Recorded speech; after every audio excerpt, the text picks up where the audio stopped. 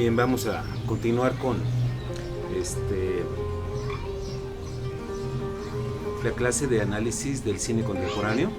Vamos a seguir nuevamente con el texto de Barks y pues vamos a hacer esta revisión.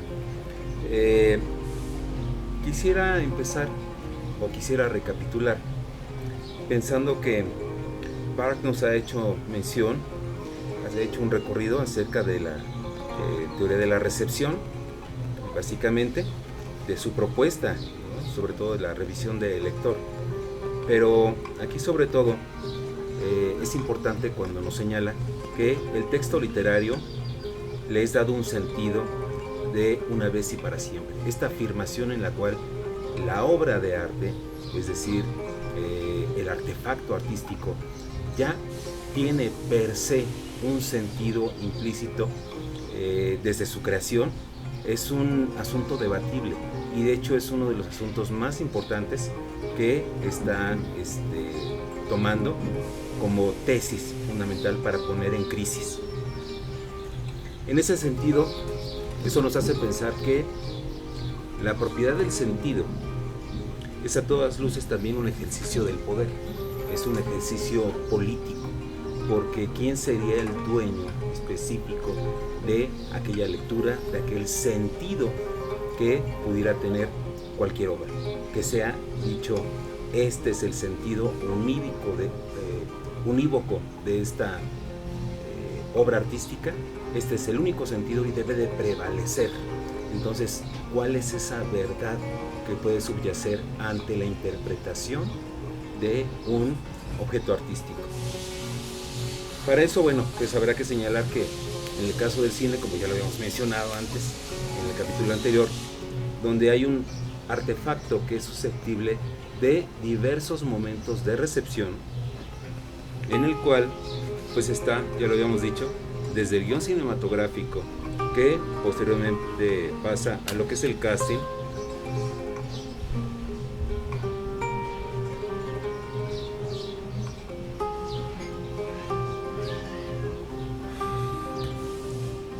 es decir, a la preproducción, todos aquellos elementos que intervienen en el ensamblaje en la preparación de ese próximo objeto artístico, hasta el propio rodaje propiamente, es decir, la producción que se va dejando por etapas, se está dejando estos diferentes artefactos completados bajo la mira de una recepción que es susceptible de ser interpretada. Posteriormente la producción, ya donde estarán todos los elementos, la postproducción, que es el diseño, donde estará el diseño sonoro, en esa postproducción, la edición, todos los ajustes de doblaje, etc. Pero sin embargo aquí Barks emparenta su texto y nosotros hacemos esa revisión justo en el momento de la distribución. Él habla específicamente de cómo un artefacto artístico llega a ese momento de la distribución, de la promoción, de la difusión, y eso viene a ser un éxito. ¿Cómo se fabrica un éxito?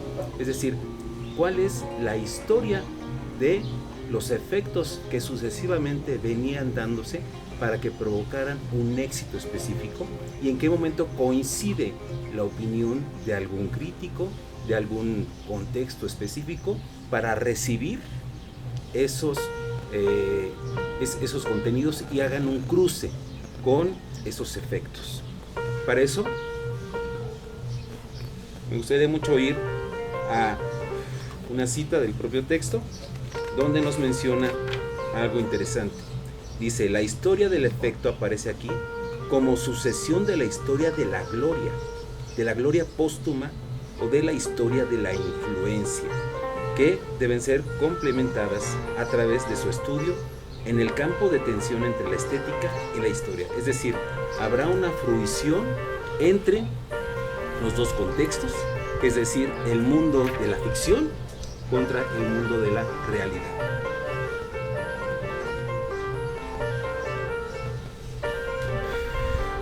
Y entonces eso nos lleva a poner en crisis la primera premisa, que nos habla de la superación de la autonomía de la obra de arte. Es decir, en efecto la obra artística, en efecto, en este caso, el producto cinematográfico, el film en sí, ya está acotado, ya tiene un significado específico, tiene un símbolo específico que solamente algunos o un solo fragmento, una sola versión, una sola opinión, una sola ideología es propia de ese sentido.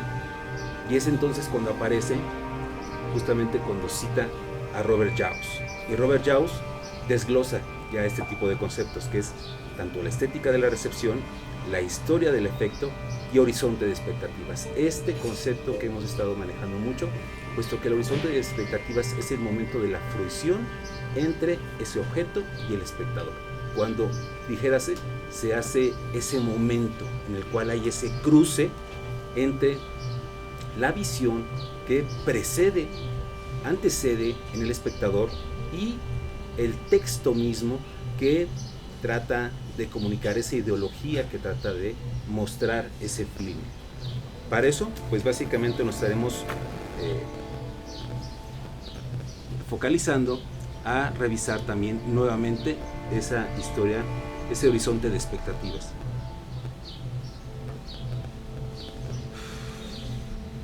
Aquí podrán ustedes ver nuevamente en mi pizarrón, que ahora he desglosado un poco, está el horizonte de las expectativas, está el artefacto, que en sí dijéramos es el texto, que texto, debamos de saber, se interpreta como tejido, es decir, ya es un tejido que viene para nuestros fines, desde la preproducción, desde el guión, preproducción, producción, postproducción e incluso la distribución. La distribución que también acota. Hay películas que solamente se pueden mostrar en ciertos espacios, hay películas que no se muestran, hay películas que se distribuyen en un solo idioma, hay películas que se niegan a hacer un doblaje, hay películas que solamente se muestran en español, por ejemplo. En el caso de esta localidad de aquí de Sinacantepec, difícilmente veremos cine de arte en las salas que existen aquí, cine de arte, y mucho menos con subtítulos, las veremos siempre en español. Pero aquí revisemos que el espectador siempre viene bajo dos miradas, que aquí me gustaría mucho desglosar específicamente estos tipos de horizonte a los cuales se enfrentan. Por una parte está la del pretexto, que es cuando el espectador hace un prejuicio donde vienen sus expectativas, qué es lo que quiere leer el espectador, qué es lo que adelanta, cuáles son esas empatías, cuáles son esas similitudes que él puede o quiere encontrar en la película, ya que está cierto casting, ya que está cierta temática, y dice, bueno, me interesa poder revisar esa película. Y también la otra parte que sería la del post-texto. Y en el caso del post-texto, lo que aquí vemos que existe es una confrontación entre lo que el texto mismo, entre lo que el artefacto por sí mismo está señalando, y en ese post-texto sí vemos que hay una confrontación porque el horizonte de expectativas se cierra, es decir, solamente soy capaz de ver lo que yo quiero ver. Y en ese sentido vendrá lo que ya decía, la confrontación, la oposición y la imposición sobre todo. Y ahí habrá un juicio. Ya no habrán prejuicios, habrán juicios. Juicios donde no interfiere a veces el propio artefacto. Revisemos el caso, le he platicado en otras ocasiones, de la película Roma, donde la película Roma pues es una suerte de tratar de destacar lo que al director le interesaba. Era una película muy íntima, en la cual se trataba de recordar la infancia del director, se trataba de recordar aquel momento que él vivió en su familia con ciertas personalidades, pero el contexto estaba preparado para focalizarse exclusivamente en un personaje, y ese personaje que después tomó una fuerza mucho más grande que la propia película. La propia película fue hecha a un lado y todas las versiones, ya no se platicaba tanto ni del Dr. Sobek, no se platicaba tanto de todos los actores que estuvieron participando, no se hablaba de Marina de Tavira, ¿no? Y su excelente trabajo, ¿no? Que hasta le valió ser candidata a los Óscares, ¿no? Pero sí lo que vimos es que era un despliegue de diferentes sectores donde se dedicaban a ensalzar la figura, en este caso de Yalitza, ¿no? de la actriz, ni siquiera también del personaje, pero sobre todo conectado con la realidad. Y que entonces el Seguro Social tomó acciones, la iniciativa privada también tomó acciones, diferentes sectores tomaron acciones a partir de un discurso fictivo. Entonces, ¿cuál era la lectura idónea en este caso de Roma? Pues llegar a un comprender, pero que no estaba el contexto preparado para esa comprensión. El contexto inmediato estaba preparado para esa diversidad, y la diversidad fue la que fue proclive a poder ver en la película lo que el espectador quería ver. Ahora, si nosotros tomamos en cuenta una película que analizaríamos, que sería la de Los dos papas, precisamente está ahí retratado esta misma visión entre las personas que querrían ver, por una parte, la cuestión religiosa, la cuestión de ver a dos papas, ver a un papa que afronta una ideología contra un papa que afronta otra ideología, y también la manera en cómo es narrada la acción en esta película. Yo creo que sí sería importante destacar desde el propio casting el papel de Ratzinger, y quién lo encabeza, pues más bien es un personaje, es una personalidad que todos conocemos, que bueno, inmediatamente lo reconocemos a pesar de todos sus grandes trabajos, por Hannibal Lecter. Y Hannibal Lecter es la persona que personifica, es el personaje que personifica, válgame la redundancia, a Ratzinger. Ahí, sin embargo, yo quisiera arrojar la siguiente pregunta: ¿quién ha leído los textos de Ratzinger? ¿Quién ha leído esos textos que son altamente éticos, que son altamente concienzudos, académicos, pero que desafortunadamente no pudieron hacer contacto con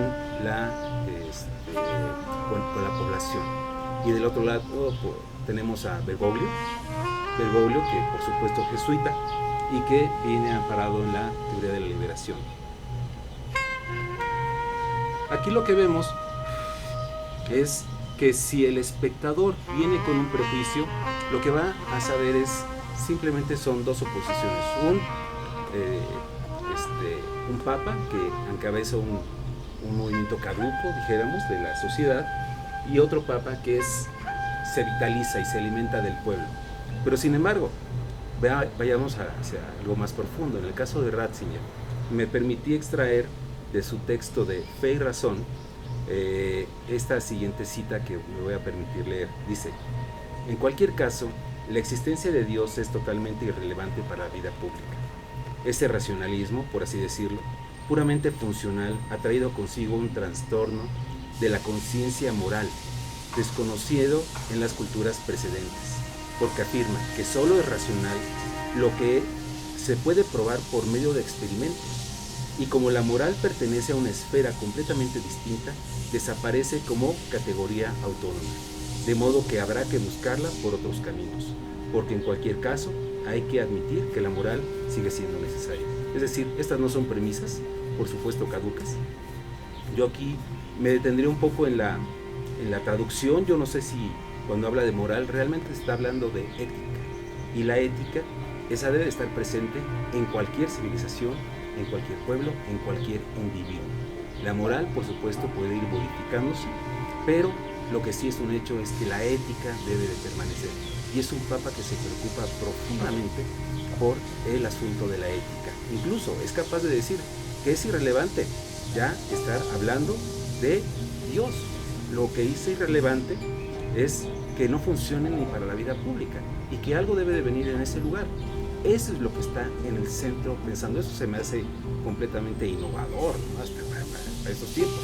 En caso contrario, Bergoglio, pues la película lo que nos está mostrando es un papa cercano, es un papa que anda con la gente, es un papa que platica, que es sencillo, que es humilde, que tiene el voto de pobreza, por supuesto, el voto de pobreza jesuita, que viaja, que hace sus reservaciones, que bueno, pues es un papa que él mismo, sin que nadie le pida nada, pues habla por teléfono para hacer una reservación en el avión, ¿verdad? Tratando de humanizar lo más posible a este Bergoglio. Sin embargo, ese momento en el cual Bergoglio saca a bailar a Ratzinger es muy importante, es muy interesante, porque ahí lo que nos dice, y esto yo quisiera recordar mucho, una ocasión que tuve oportunidad todavía de estar con el maestro Juan José Arreola, que decía, a mí no me gusta bailar, no me gusta bailar porque eso me hace regresar a un estado animal, no sé por qué no quiero.